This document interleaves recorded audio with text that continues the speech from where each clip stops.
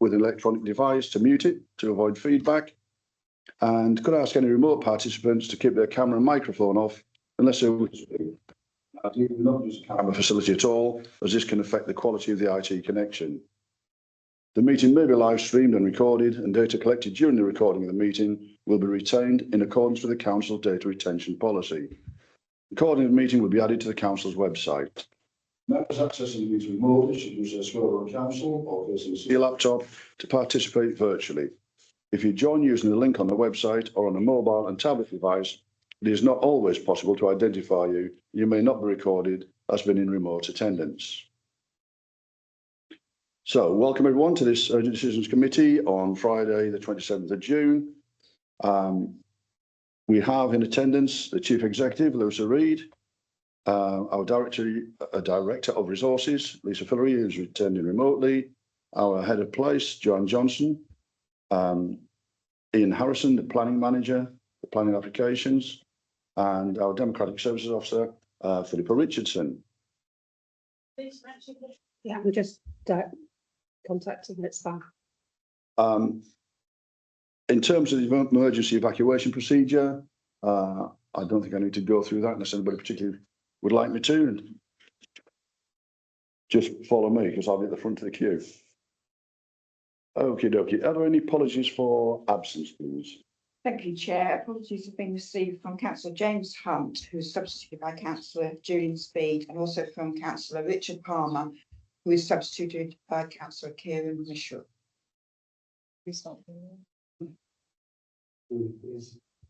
We'll sit next to you when he arrives. Are there any declarations of interest, members? Declarations of interest? Yes.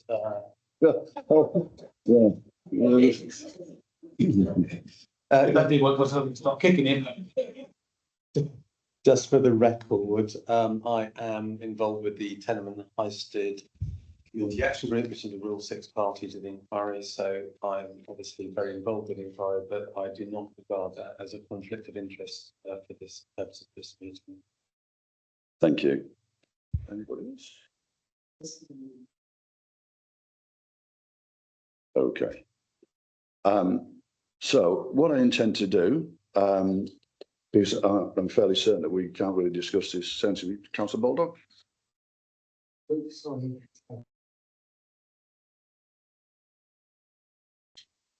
Look at the microphone speaking to. Given that some of this has already somehow got into the press and there is a certain element of public interest in this, are we able to make the decisions without referring to elements on the blue paper that we can make a decision completely transparently? I feel I could vote on this and comment without referring to anything in the blue paper. Councillor Boyne. So the decision, I would agree with Mike, but there are some other questions I thought which relates to the presence in the blue paper. So you can make the decision. So the decision needs to be made in public anyway. So when you, if you decide to go into part 2, when you have to come out of part 2 back into open session to make the decision. The only reason you would go into part 2 is if you have questions that will require the information that's in the blue paper to be revealed. You can ask questions. So in this, it will be if it's any of the financial information that's in the blue paper.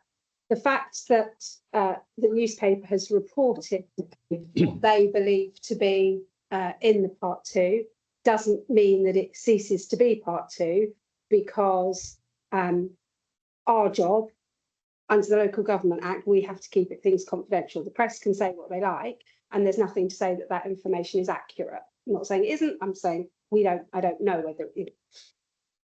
So we have to keep it part 2 if we wish to discuss the part 2 items. What you may choose to do is ask Joanne to introduce the report, and then, Chair, you may ask if anyone has any questions that will be a part 2 question. undertake any part one questions first, go into part two just to talk about those, come back into part one to take the decision. That would be my recommendation to you as to how to deal with this. You need, if you have questions that are part one questions, please don't wait till part two, because you should, the rule is you should do as much of this in public as you're able to. Thank you. So on that basis, then I'll ask our officer to introduce a report for us, please. Very much, Chair. Good morning, members. I'll touch briefly on the background to this because I know you're well aware of the High Street history. The High Street Park planning applications are separated into two. In by the Secretary of State in November last year. This was just prior to committee consideration. Both applications were recommended by officers for refusal for a range of reasons, as set out in the planning committee reports. Whilst the decision-making power was no longer sat with the council, the planning committee went ahead to allow the member voice to be represented at the inquiry, and members supported the officer recommendations unanimously. So that was the position that we have been representing. The inquiry was scheduled to be sat in 4 separate sittings across a total of 12 weeks from March to July this year. The council has no budget for public inquiries and no planning budget suitably sized to accommodate the costs that would be incurred. So on that basis, in December last year, the Urgent Decisions Committee met to agree the approach to the inquiry and the related costs, and the budget that we have been working to is set out in the exempt appendix. A couple of weeks ago now, the planning inspector indicated that the inquiry might need to be extended by 2 weeks. It had become apparent in the days leading up to that it was taking longer than expected to hear evidence and witnesses to be cross-examined. In particular, that was the case for the highways evidence that was taking longer than foreseen. The inspector deems that extra time would be required potentially to robustly examine highway costs, scheme viability, and to consider the Section 106 legal agreements and conditions. And then on the 20th of June last week, 12 additional days have been scheduled, with the inquiry now due to conclude on the 31st of October. The proposals in the report in front of you are that members note the estimated additional costs, that members agree that the balance of additional costs be drawn from reserves should officers be unable to find compensatory in-year savings, and that if necessary, members endorse any contract standing order waivers necessary to enable procurement of required services. I don't believe any of these would be needed, but I'd rather have that in there as a safety net than realise belatedly that something is needed and we don't have permission for that. Thank you. Thank you. Councillor Baldock. Thank you, Chairman. We are in an unfortunate position where this appeal is dragging on and is now going to be not determined until not finished until October. I think it would be highly reckless for this council not to continue to fight the appeal with the most robust challenge we've got. I think any alternative approach would be not what the public expect of us. It would not be fulfilling our legal duties. I think it could leave this council looking very, leaving this council looking very incompetent and potentially acting unreasonably. So I know that there is budgetary constraints, but I think this is a centrepiece of this council's business to impose government housing targets, and I think we find the extra money. It's not budget busting, it's budget stretching, but it's not budget busting, and I think it's entirely appropriate that we carry out the officer's recommendation. Thank you. Councillor Bowen. Thank you, Chairman. Agree with what was just said. I think in terms of residence reuse, it's careful and I'd be very careful because I do have feelings on certain elements in the moment, which will come back to in closed session. There will certainly be an element of residents who, from the outset, thought, why, what a waste of money this is going to be. It's all going to be a done deal. Why is Borough Council doing this? The fact is, we are doing this. And I think at this point now, to stop doing this, be more unwise. Because that, I think people then say actually that, well, that certainly has been a waste of money because you suddenly pulled the plug before it's actually finished. So I would really have to board, I think, to a degree where Hobson's choice here. Or it's quite maximum start to say, well, we're now finished. And I think we've got no, I think anything other than that is undesirable. Thank you. Councillor Wise, please. Yeah, thank you very much, Chair. I agree with the first of the arguments by both Councillor Baldock and Councillor Bowen there. I think whilst it's well known that there are financial pressures facing this council, as with every council across the country, members, when they took the original decision, urgent decisions, and with considering the recommendations in front of us, are doing their utmost to make sure that we're doing the very best we can on behalf of our residents with any spend that we undertake. And therefore, residents can be assured that any decision that we do take with regards to this, and I am in support of the officer's recommendations for this reason, is with the very best interests of our borough in mind. And therefore, I will be supporting what is proposed today, because there is nothing, the extension, should I say, of this does not mean that the original reason for robustly defending the council's position no longer stands. And considering everything within the report and the information regarding the financial implications in front of us, that has not changed my position in that, and therefore I am in support of the officer's recommendations. Thank you. Councillor Perkin, please. Yeah, so I agree with the points that have been outlined by colleagues. I think it would be ridiculous to allow at this point in the process.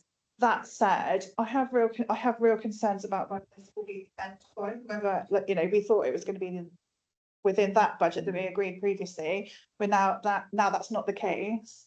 If this just continues to roll and roll and roll, what my concerns are is that we are looking at making really difficult decisions about service provision in other areas of the council at the moment. We're having to do that, and there will inevitably be other developments that are put forward, which are in other areas of the borough, which will also want robustly defending. And at some point, we are going to run out of money to be able to do that. We have in previous budget round, we talked about reducing significantly the amount of money we're going to put into play areas. We are looking at potential cuts to other services because of lack of government funding or lack of Kent County Council funding. And we're in a position where we have to defend the council's position. I completely agree. But my concern is that we're having to make a decision very quickly. And there are significant other areas that residents really value. And we're not able to have that conversation in a round way because we're having to make.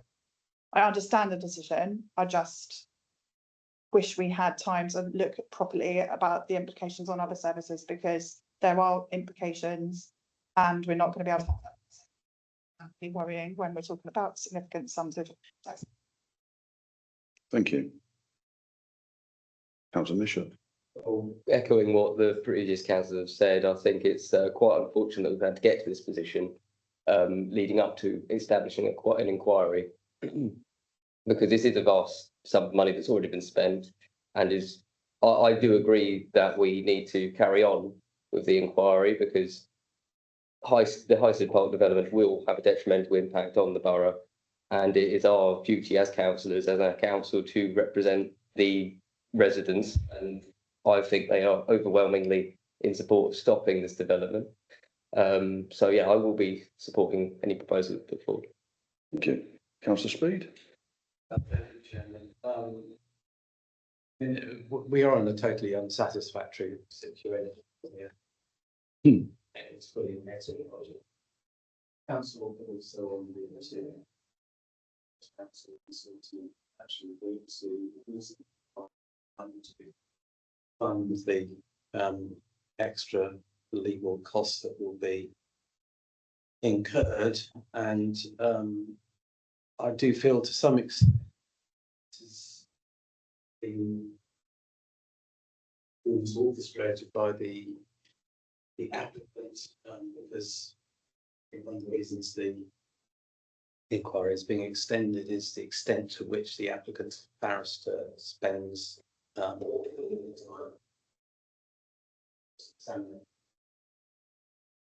It almost feels like they're trying to spin it out to price other parties out because their pockets are deeper than ours, and I think that is totally unsatisfactory. I do agree with the comments that other councillors have made.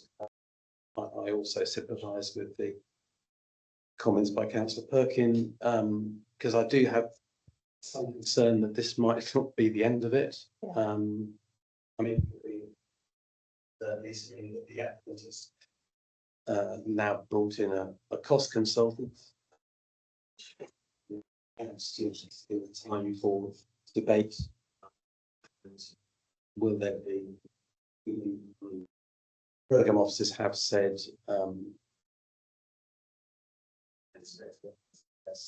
stipulated that the new timetable must be adhered to, but it's already slipped this week. Will there be more delay? Will there be more costs? Or will we be having to come back for another meeting to agree a further budget? Having said that, we cannot possibly pull out now. Critical phase, the last 2 weeks include deliberations on planning, and this is the planning inquiry, so planning is that most important topic. We've got the section 106 agreement discussion, and if these applications are approved, then it's absolutely essential that we get the right conditions in place to mitigate against it. And then we have the closings, which are absolutely critical because that's where we is.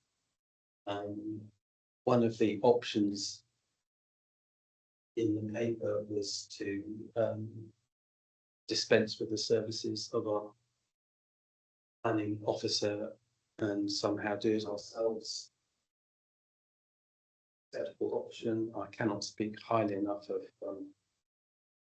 Matt Dygan. I think he's done an absolutely brilliant job on planning evidence, so we cannot reveal the budget.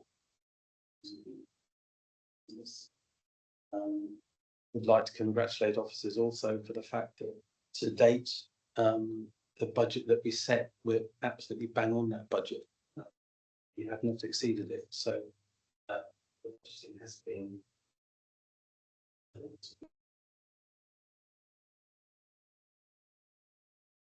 just looking at the phone. I don't believe this is a done deal, actually. I think the planning inspector may well recommend refusal. That decision is another matter, but this is a price that is worth fighting, and I feel to have no option but to continue to do this. Thank you. Councillor Perkin. Can I just ask a question? So this is the first time I've obviously been involved in any kind of planning inquiry. Is there a reason why the discussion around such integral things like the 106 agreements in education and affordable housing and stuff comes this far into the process? Why is that not prioritised as something that would be discussed early?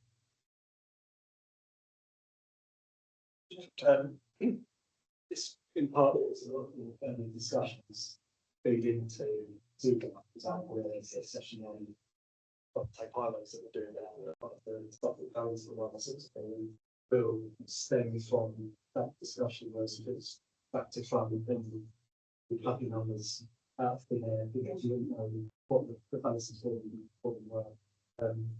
This convention, highlights have dealt with last minute bills because they've been caveated that if this is acceptable, but when the state doesn't, so they've answered that, with everything they've heard beforehand.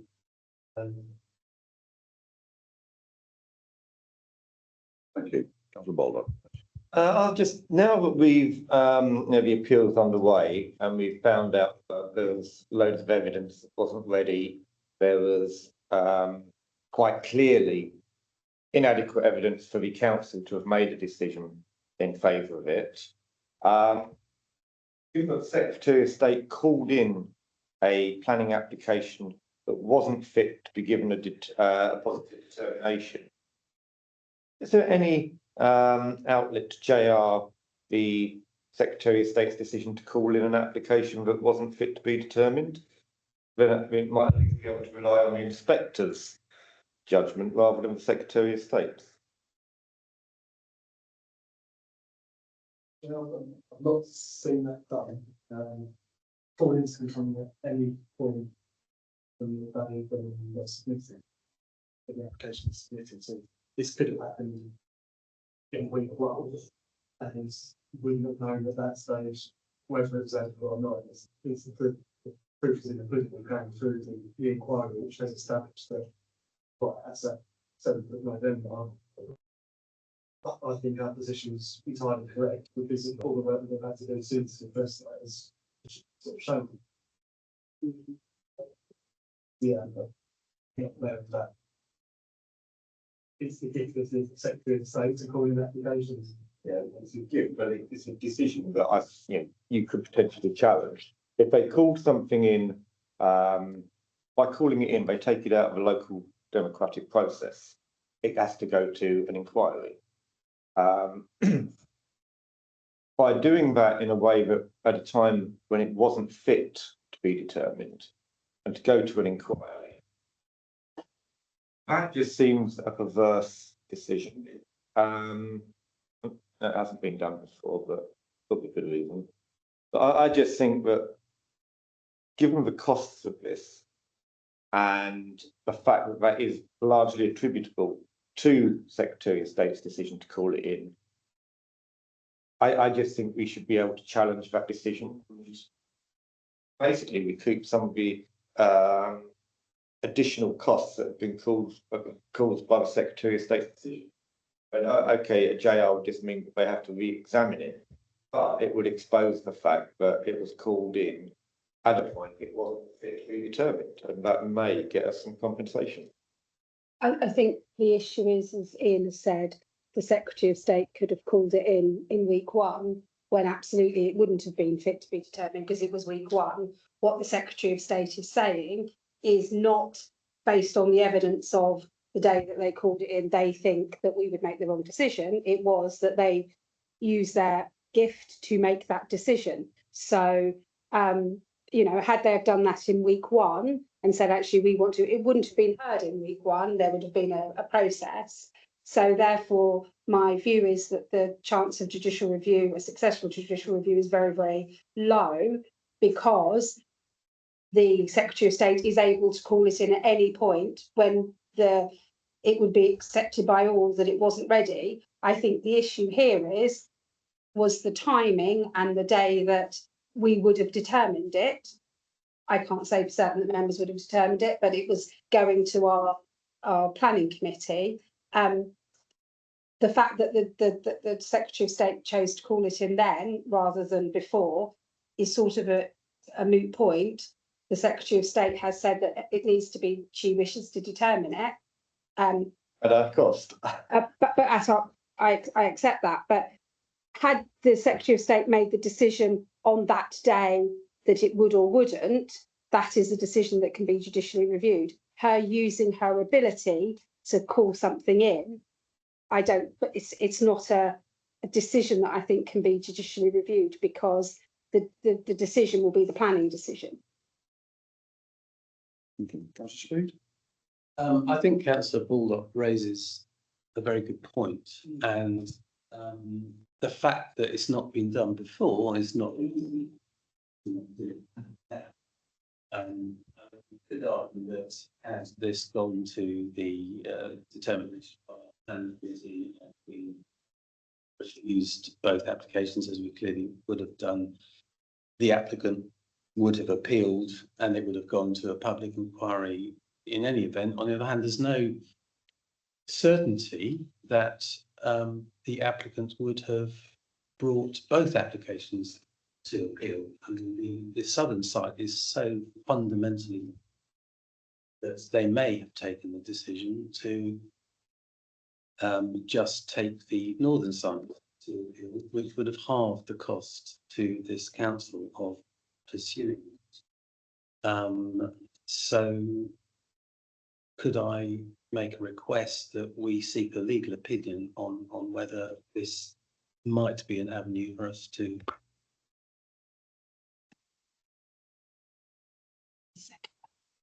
Do you have a seconder for that? Councillor Baldock? Those in favour?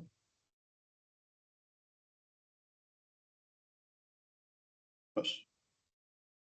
Says he. I was planning myself. Oh. Yeah, serious, yeah, okay. Councillor Baldock. Yeah, just wanted to further to what councillor Speed was saying. Had it gone to an appeal, we would have been in a position to potentially claim costs for unreasonable. Yeah. An avenue which appears to be not open to us now, because this is it is treated differently because of the Secretary of State's called it. It's kind of taken away the opportunity to claim it as unreasonable behaviour by the applicant, which some people might think is a valid claim to make, but yeah, we've lost that opportunity. Thank you. Procedural. Checking this. Has what's occurred and the decision taken by the council, inevitably, I think it would be the case of the Secretary of State would still have the right to still, even at the appeal stage, to call it in, right? Yes. Yeah. It would still potentially be in the same position.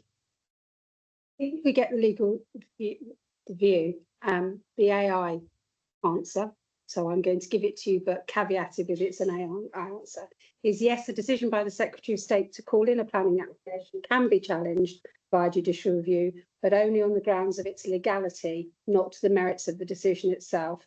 This means the court will examine whether the decision to call in the application was made properly and lawfully, not whether the Secretary of State made the right decision on planning merits.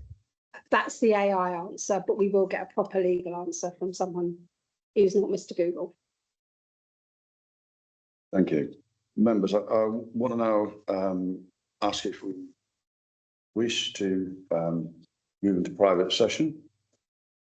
Councillor Thorne, your proposal, I'll second that. The chair. Okay, we'll just wait till we confirm that we're in private session. Yeah, I'm just going to give Billy a moment to. Yeah.